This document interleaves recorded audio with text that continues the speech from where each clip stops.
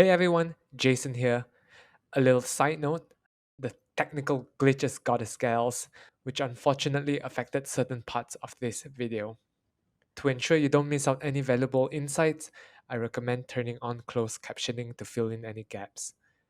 Despite the hiccups, this episode is packed with fun, valuable advice and insights, so I assure you it is still worth tuning in. A big shout out to my guest, Cheyne, for weathering the storm with me. I'm honored we had this conversation and I learned a lot. I hope you do too. So, without further ado, please enjoy the episode. We're Asian, so, Asian don't raisin. Yes, exactly. Hi, I'm your host, Mick Spikey, on Canvases and Queens. Two artists explore one theme relating to drag and art. Shane Gallardi is here. Today on the show, we'll dive deep into the subject of digital art in real life. Ooh, very cryptic. Find out more after this, so grab your brushes because it's time to spill some tin. And once again, it's me, Mick Spikey, here on Canvases and Queens. He has at least 130,000 more followers than me on Instagram. It's super artist extraordinaire, Shane Gallardi. Hi, hello. Do you like the introduction? Yeah, well, numbers. Yeah, Ask me how many of those are actually active users. I don't know. How many of them are commissioning you? How many of them actually see the stuff I post? How Yeah, Instagram is going, pew. yeah, exactly. Oh my god, it's like a spiral for me, I think. I know. So we gotta Okay, make yeah. our own social media.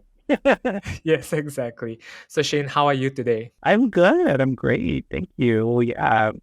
So as we speak, the rumors are that you just celebrated a birthday. Think that is correct. Yeah. I turned 40 something. We're Asian, so, Asian don't raisin. Yes, exactly. Yeah, that should be the title of the show. Asian don't Asian don't raisin. raisin. That's right. Yes, exactly. So anyway, we'll start with Act 1. This is the part of the show. We might look closer at some of your work. You shared with me 4 pieces in particular. So I thought maybe we can start with a quick description. Oh, I guess maybe we'll start with one of my favorite piece, which is actually, some people might be surprised to know, it's this Raja and Jinx cover that I did. This one is obviously not the most epic one that I've done. Is favorite because I'm very proud of my color. Very different from my previous stuff. There's something unique about the way you color your drawings. Is there something that you are thinking about when you're coloring each piece? Yeah, no, it's definitely deliberate. So when you set up stuff for print, you have to, as cyan plates, magenta plates, yellow plates, and black plates. And for me, it was really magic to see all those different films overlaying to create different colors. But what I really love is when they actually misalign. So you'll get like magenta a little bit off and a little bit, that way, you usually see it on like Sunday comics because they're putting up so fast and it's out of alignment. And the reason I love the out of alignment is because it makes it so special and unique. Because if you think that's like one out of like 1,000 that happened to, because everyone's striving for perfection. So I am because that was that somebody actually like made it, and it makes it more special and unique. I'm glad that you're sharing this piece of information because I think what people don't usually appreciate is while they're scrolling through Instagram, they might not be aware that the way we color each piece of our artwork, especially in your case, it's so deliberate to the point where you're thinking about how it might be produced. We look at digital art, we might not even be thinking about the difference between RGB or CMYK color. Was this something that you developed over time? It's just something I developed over time. Like in the beginning, yeah, I tried to make my stuff look really slick and shaded and rendered, and beautiful shadows and things like that because that's what we're exposed to and stuff like that. We think that's what sells. Over time, I just kind of like developed the style that I like of like making it look like someone had this piece of art for like years. And, I think it helps because even though it's like digital and you're seeing it on top of your phone on the flat screen, you can feel the texture. You can see, how old and aged it is. Um, but that's over like years of developing. Looking at your portfolio, it seems like comic book is a big influence in your art. So is that still a big part of your life? Do you still enjoy comic books? Or Oh do you yeah, still yeah, consume? I do. But what's funny is I to read modern day comics for the story, but I don't look at it for the art. You can find me in like old shop. I love going to Comic Cons and through all the old boxes of old comics because that's my inspiration. Like, Is there a particular series of comic books that influence your work specifically? not specifically, no. I just read whatever I had. Honestly, the one that I read the most were Archie comics, and that's because they were cheapest. And I'm old at the age where comic books were at the grocery store at the out where they normally have gum and candies, Archie Digest and Jughead comics there. So I would get those. But yeah, So apart from the price of the comics, is there a reason why you stuck around to read the Archie comics? like the simple storytelling, the other illustrations that had a big influence on me were Mad Magazine. And that because Mad Magazine showed me how to, capture the essence of a person because they would always draw celebrities in that magazine. And it was like, just with a few lines, you could tell who it was supposed to be. So that really influenced like how I draw today. Like, so I need to, capture their essence. I'm not so sure whether this is apparent to most people. For each cover, you seem to consider the storyline behind each piece as well. Is the story part of the process of you producing the cover? I try and figure out like what are the essential elements, and I love that challenge. Like when people look at my art for like each Drag Race episode, they should be able to look at it and be like, "Aha, that's right. This person, won that episode, or this person was in the bottom, or this happened." Um, it's helpful for like me when I'm getting older and I can't remember what happened in the 500th episode.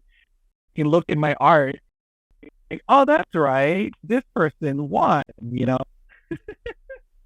And then also, what I love, what makes a good cover is it has to make people want to pick it up and be like, oh, I gotta see what happened. So it's only a cover, even though it's imaginary. Like people should be able to look at my art and be able to tell what happened in that episode that I'm drawing. Yeah, maybe describe the process of how you might weave the storyline into your covers. Yeah, I mean, like, it depends really. Sometimes I'm like really inspired, but if it's something like super epic that I think like people are going to be talking about or is like memorable. So like if there's like an epic lip sync like Anitra versus Sasha, or Lux did this, or then I'll like immediately be like, oh my god, that is awesome. I am gonna draw something based around that, like Aquare doing like the bang bang, and there's like the flashes from her little firework thing that she brought. I'm like, okay, I can work around that.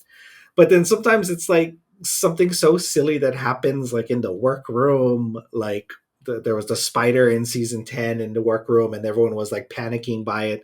So I made a giant spider. And I really like those challenges because it's like I'm not being literal. It's like there's storytelling, there's creativity, and then it's one of those, if you know, you know, and if you haven't seen an episode, you're gonna be like, "What the hell?" there is a little bit of space for you to exaggerate what might be seen on the screen in a way to bring out the event of the show. Is that accurate?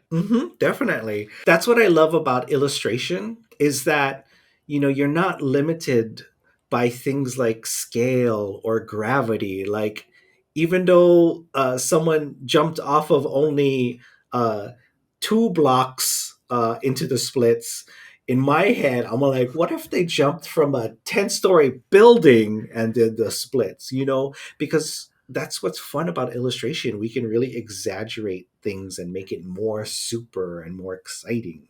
One crutch that I have is that sometimes when I'm too stuck in a reference, it's because I'm too based in the reality. And I Hmm. feel that kind of traps me sometimes. And when you mentioned that, it almost like an aha moment for me. We can put almost anything on paper, so why not? And Hmm. explore that creativity, because I think us as artists is not only to draw what we see, but it's to express how we felt when we watched the show. Is that correct? Yeah, exactly. Yeah, I approach illustration like how, visionary filmmakers approach making movies. Why stick with something when you can create your own world? That's why I love like directors like Wes Anderson that really worked out every single detail to how he wants it to look. Because I'm like, okay, I'll be the Wes Anderson of my art, and I'll plan out every single detail to how I want it to look versus how it is in real life. It's a dramatization of reality. It's creating an experience. The readers or the viewers might get a sense of what you might be experiencing as well. I love that. Yeah, yeah. And I think that's why the queens are always excited to see what I come up with, because I equate it to like a bride on their wedding day, where like, even though you might have like the dollar store wedding dress that you were able to afford, in that moment you feel beautiful and gorgeous, and so you want someone that can capture that same feeling, because there's that subjective versus reality, like, so that's why people, I think, are excited to see how I interpret it, because I'm always going to try and make them look good, you know even though there were a few strands of fabric showing and stuff like that, I'll make sure they look good. You're not wrong. Queens do get excited to be on the show because they're thinking about you drawing them in particular. So that's okay. I've seen queens commenting on your picture saying that they've been waiting for you to draw them.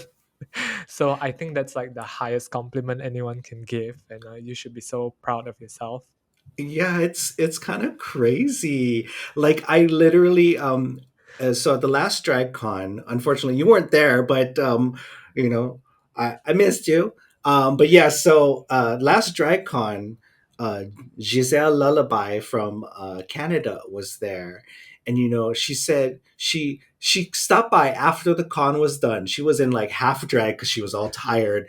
She made a point to come up to my booth and get art of her, and she says, I know I won my season, but I didn't feel like I made it until you drew me.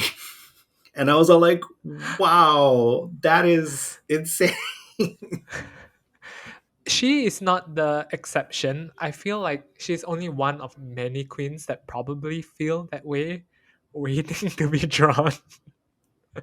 So it's amazing, and I should also commend you on how you managed to put so many queens in a single cover, and not only that, drawing so quickly like a printing press. And I don't mean that as shade. So you're producing beautiful covers. I've never seen any other artist produce as much as you do, and that's something that I'm very inspired by. Oh, well, thank you very much. I mean, it's been years of a journey, and like I look back at my old stuff and I'm like, what was I even doing? Like it was so cringe. But it's important. Like I don't regret any step of my journey. Like all of the cringe pieces, all of the basic looking pieces have led up to what I am now. And I'm still improving. I'm still like learning and refining my art, my craft. So, It's all part of the process.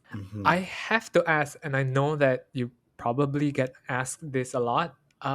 Is there a reason why you thought that drag and comic book is a good pair together as a mashup? Mhm.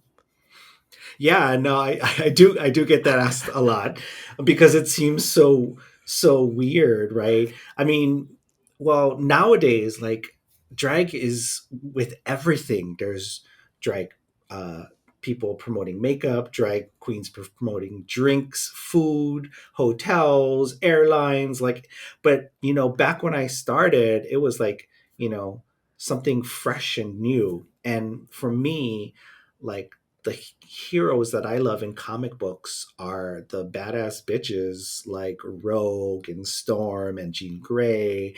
And I'm like, it just made sense to combine the fierce ass queens with these fierce ass superheroes.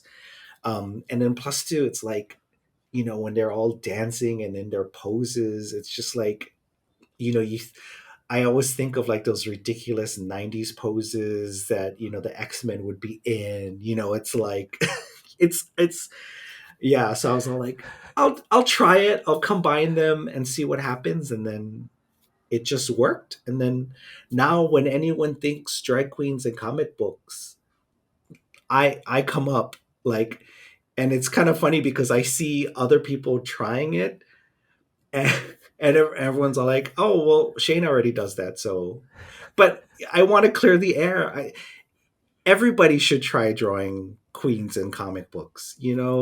It's for everybody. I like seeing it drawn in other people's style. I'm not the only one that can do it.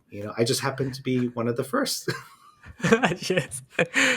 It's good to craft your own space.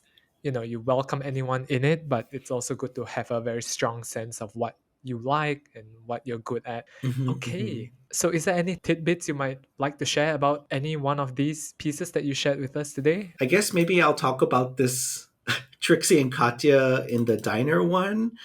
Yep.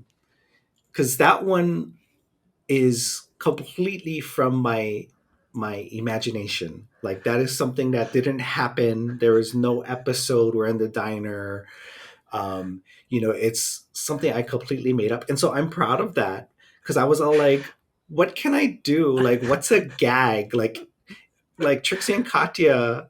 It should be funny, or you look at it and then you look Yeah. at it again, and then you're like, "That's stupid." Like that's their So humor. Like so yeah, take me back. So what was this something that just popped up in your mind and you thought that yeah, I should draw them in this specific location? no, like it just happened from like it was like days and days of attempts of drawing. Like originally I was gonna base something off of one of their quotes, and the quote was uh I wouldn't be surprised if we never saw Denise Richards ever again. And I was all like, what can I do with that? But then I was all like, what if I did something that's like an image that you look at it and you're like, it's funny, but it's so stupid. Because I was like, that's their humor. It's like stupid. So I thought of this. I was like, okay, well, Trixie's kind of like, a waitress. And I was like, I want to draw her as like a retro waitress. And I was like, what's something she could be doing that's so dumb? And it's like pouring coffee and just missing the cup, and then Katya smiling as if it's like, $1 million ad. Like so I'm proud of this because it's something that like came from my imagination. Like That's it's so interesting. dumb. Like looking at it now, but like I love this. Mind my ignorance, but do you mind sharing when did you finish this piece? this one, gosh, I did it like last year. Sorry.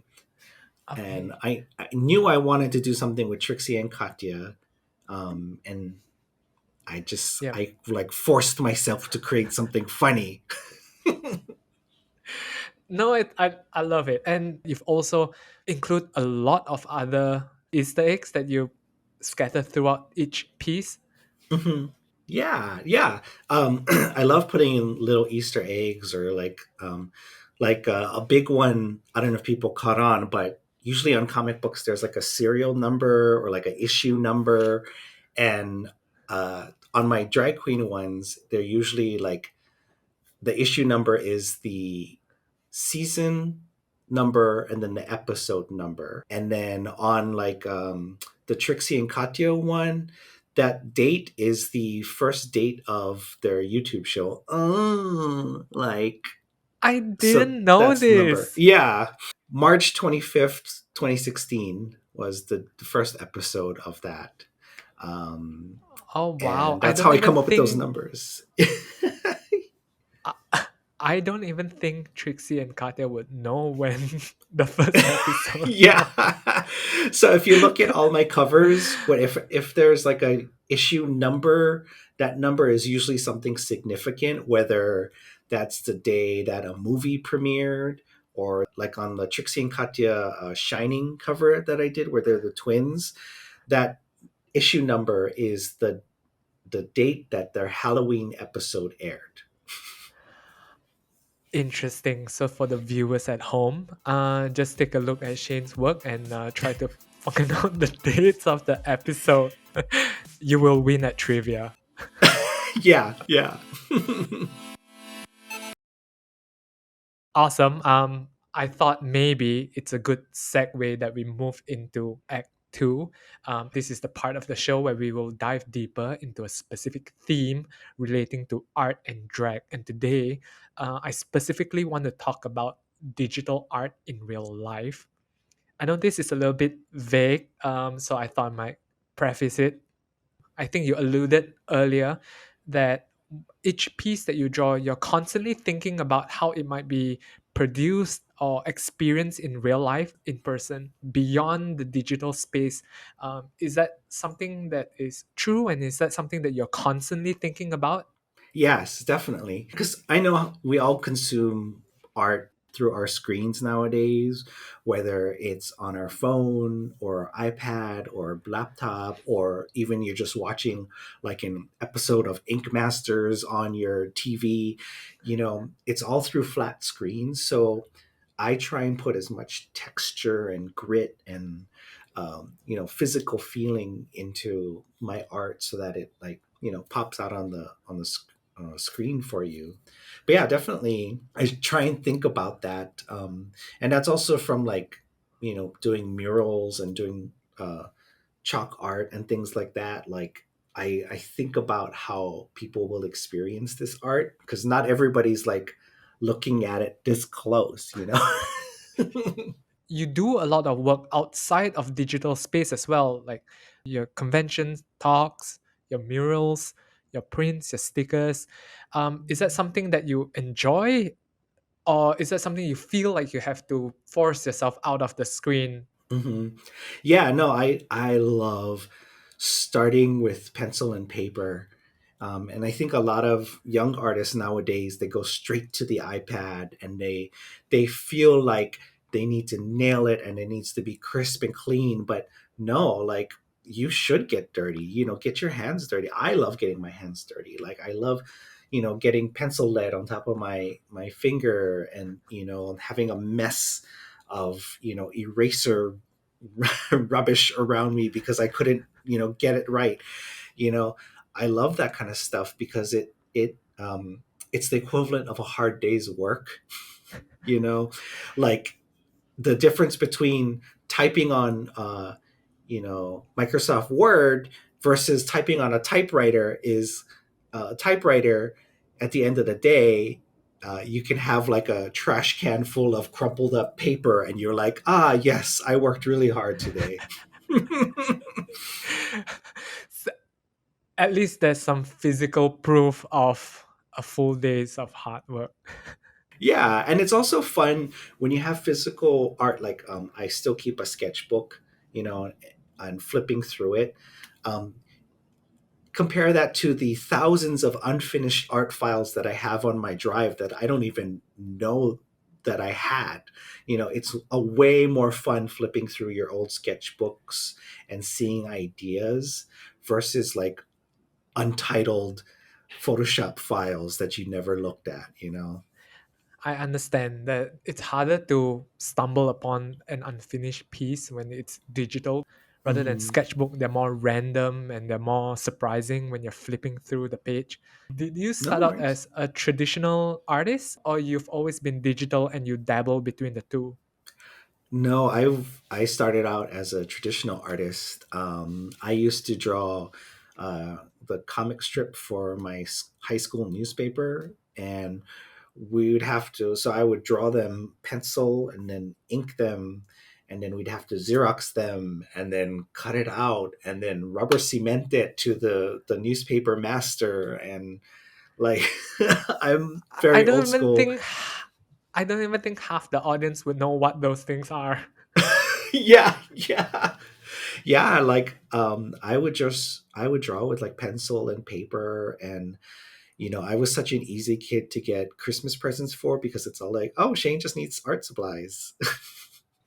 I was the Yeah. kid that would be drawing in the corners of my books at school or like on the blank folder paper or you know anything that I could draw on, book covers like of like my for high school I on the textbook I would be drawing on.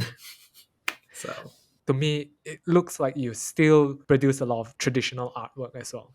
Would you say it's yeah. 50-50, or you spend a lot more time on one or the other? I you know if I have the time, I'd like to start a sketch out on pencil and paper, because it helps me to work out ideas quicker. But if it's like for work and if they need it like right away, then I go to my iPad. But even on the iPad, I still start off with a pencil brush. Um, yeah, just because it's like you know you get to be loose and you get to like be more carefree when it's pencil. um you know when it gets to inking, that's when it's like, oh, everyone gets so stressed out over inking. So I like that feeling of being a pencil, like you get to be as messy as you can. Yeah, I'm a little bit jealous because I started my art journey. I'm not much younger than you are, so I'm not prefacing like oh, you know, my generation. No, but I started art very late, and I started digitally almost immediately. Hmm. So it was never part of my process, and I'm trying to enjoy more um, taking my artwork outside of digital space. Artists that I admire, you included, seem to have a balance between the two. So what advice will you give to an artist that is so stuck in the digital aspect of production?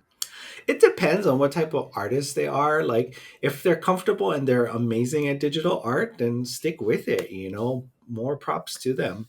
But if you want to like explore, like yeah, like pick up a paintbrush, you know, buy some cheap art supplies and see what happens, you know, like buy an art kit. Like sometimes I'm at like the dollar store and I buy these art kits that are designed for children, and just to see, because I like to see like, oh, what does this dollar marker look like, you know, and I try it out because you know, they say the best type of art supply is the ones you have with you, because everyone's Yeah, all about, oh, Copic this and Pentel that and you know Prismacolor this, but really the best kind of art supply is the one that you can afford and the one that you have with you. yeah. Price should not be the barrier to enter into art.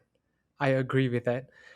You mentioned about being an easy kid to buy Christmas present for, but it also Mhm. sounds like you're a very easy kid to entertain as well. I probably imagine you in the stationery store just testing out all the pens on the Oh shelf. yeah, oh yeah. I was a weird kid. Like I just wanted like craft supplies, like you know. from in the store, if there was somebody like with like glitter and making something, I'd be like, I want to try that. Like I love science kits. I love craft kits. Like I don't care if it's for old people or for like 2 year olds. I'll try it. Like it's fun. It looks fun. But it sounds like I might still find you in the stationery store today. Yes, yes. And then, especially since like, I do the Comic Cons too, and I'm always trying to think of something weird that I can do using stuff that I can just buy at like Target, Yeah. because it's like we live in the day where like Amazon can ship me something next day. But I'm like, what if I use something that I have right down the street and, using it to display my art? And that's what makes it fun, because then when people realize what it is that you're using, you're like, what, you're using binder clips to make your thing stand up? Like it's like, yeah. We talk about real life and all these things that you're experimenting with. Is there any other things that you do in your real life or behind the scenes that you might do regularly that might surprise the listeners to learn? um I love decorating my island in Animal Crossing. That's um yeah, and I love doing challenging myself to do weird things. Like my current island is inspired by McDonald Land, like all the characters from the old 80s and 70s McDonald's commercials. I was all like, I wonder how I could make that. So I'm like using umbrellas to be the Fry Kids and stuff like that. And, like I'm making the Hamburglar Kids and stuff like that. So that's what I love doing every day because it pushes me creatively. it's like you have so much creative ideas that's just pouring out of you that you're channeling into almost every aspect of your life. Yeah, it's true. It's true. But you know what? The downside to being so creative all the time is it takes me so long to fall asleep. And I have a hard time falling asleep because Oh my no. brain is constantly like, I'm always thinking of something. So that's why I like really need to like chill down, like watch like mindless TV. I can't, the worst is like if I'm trying to fall asleep and I accidentally open up Pinterest and I'm like, oh, that looks fun. Oh, I want to try that. Or oh, cool. I love those colors, because that just fires my brain up again and I can't go to sleep. Yeah, I know it's a vicious cycle. Like you're consuming creative work and then you want to produce and then you want to consume and produce. It's almost like a vicious cycle. I 100% relate to that. Okay, I'm gonna give you a summary on what I think your daily life is like, and then you tell me if it's true or not. Like you wake up at 5 in the morning, and then you just constantly work. You rarely eat. You rarely do anything other than producing creative work, and then you sleep at 3 in the morning. How much of that? How much of that is accurate? um, Surprisingly not. I wake up at a decent time, but the thing is, I guess my advice for other artists that feel they need to grind and produce, you really should listen to your body and force yourself to take breaks. Whether it's a walk, whether it's reading a book, whether it's just dancing in the living room to your favorite song, like, because, of all the tools that you own, the most important tool you should take care of is yourself. And I think artists Amen. should Yep. remember that. Yeah, because this day and age where it's like we have to consume or we have to produce, but you can't do your best work if you're not feeling your best self, and that includes your hunger or your eyesight, if you're like just up so late and you can't even see like so I've gotten very disciplined, and it's like work smarter not harder. So all of my stuff, Uh, even though it seems like I work so fast, I actually finished it 2 weeks ago and I scheduled it to post today. yeah. Yeah. I think having time to gather information and learn and absorb creativity is part of the process. So you can't just keep producing work without enjoying life outside, seeing, experience beauty, experience other creative work before you can Mhm. produce more yourself. So I 100% agree with whatever you mentioned. Correct me if I'm wrong, you are quite disciplined in finding time to produce the work.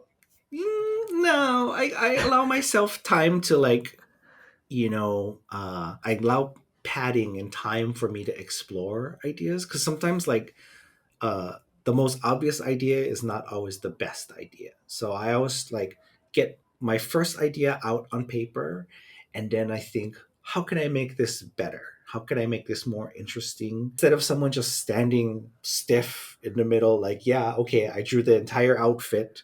That looks great, but how can I make this more exciting? Because at the end of the day, I'm like making what I would like to see. Yeah, no, absolutely.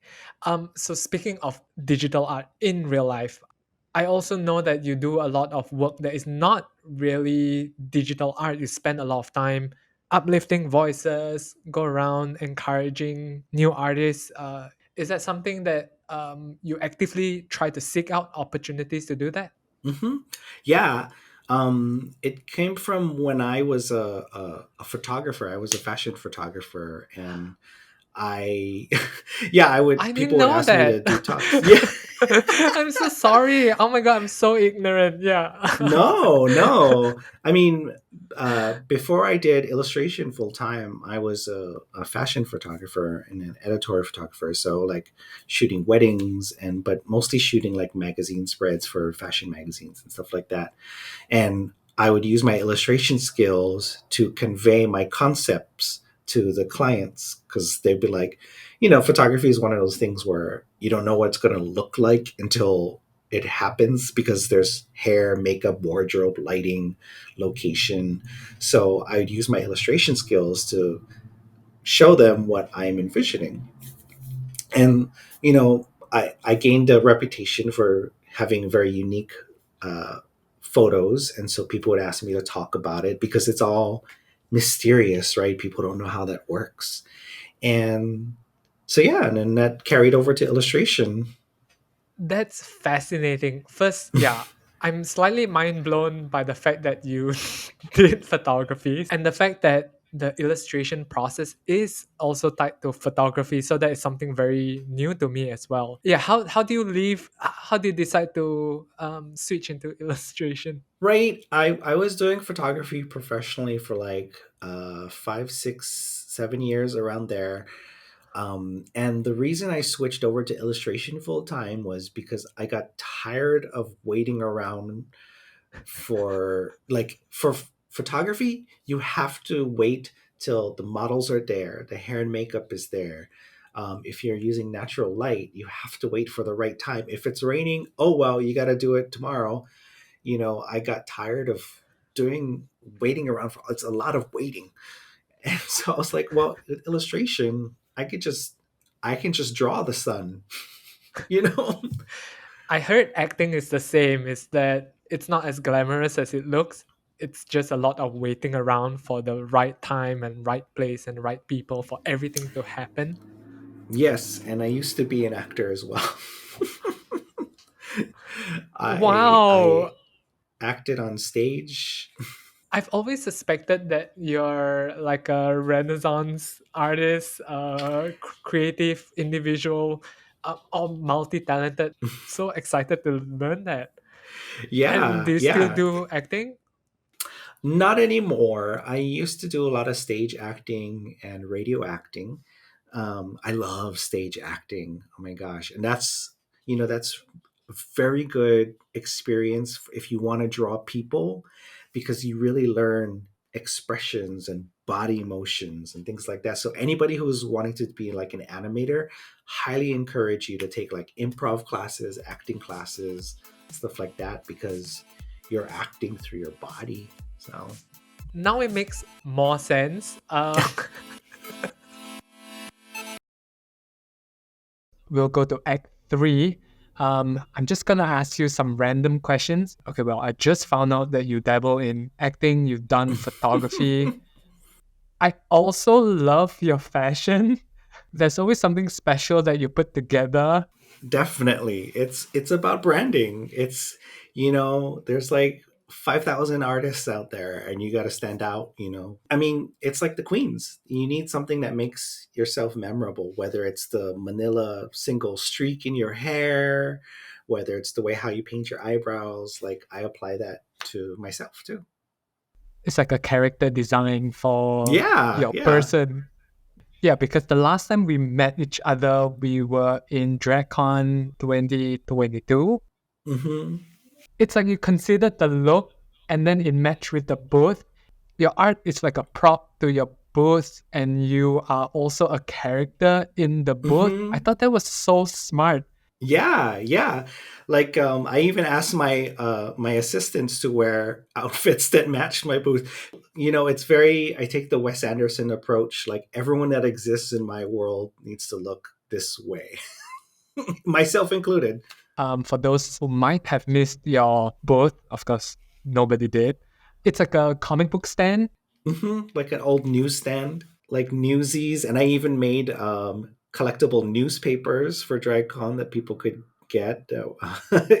Yeah, I had to look out a place that printed newspapers, and I was like, I want to make one. And to tie it back to our earlier conversation, I always thought of you as someone who loves your artwork to be enjoyed in person, in real life. And I thought that was like the full fantasy that I got. Yeah, I think the Queens should be so proud to be part of it. Oh, thank you. Yeah. No, it's like if you love what you do, then others will feel the love too. So it's like I want everyone to like fall in love with all of my art is my children. So it's like I want everyone to be like, "Oh, look." Okay. Anyway, Shane, thank you again for spending the hour and a bit with me. Um, Yeah. Yeah, I should mention that we met for the very first time in DragCon 2 years ago, and I had such an amazing experience meeting you. You were so kind and gracious, and you even supported me. And so I thank you for that. You made the DragCon experience for me very exciting. So thank you. Oh, well, thank you. Yeah, no, it was important to me, to make sure that you enjoyed that because I've been where you were. I've been on that journey. So I know how important it is to meet people that are doing the same thing that you're doing and see that they can be successful as well. And that's important to me because I want everyone to succeed. I want everyone to win. Okay, so thank you all for listening to Canvases and Queens. Please subscribe and never miss another episode. Please sound off in the comments and tell us who do you want to see on this channel in the future. Like and share this video if you enjoyed any part of this conversation. You can follow this show at Canvases X Queens on Instagram. And Shane, where can people find you if they haven't found you already?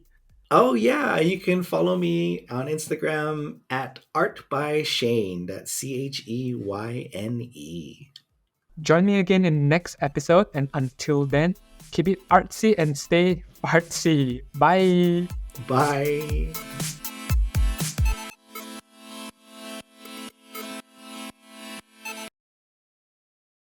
Like it was so cringe.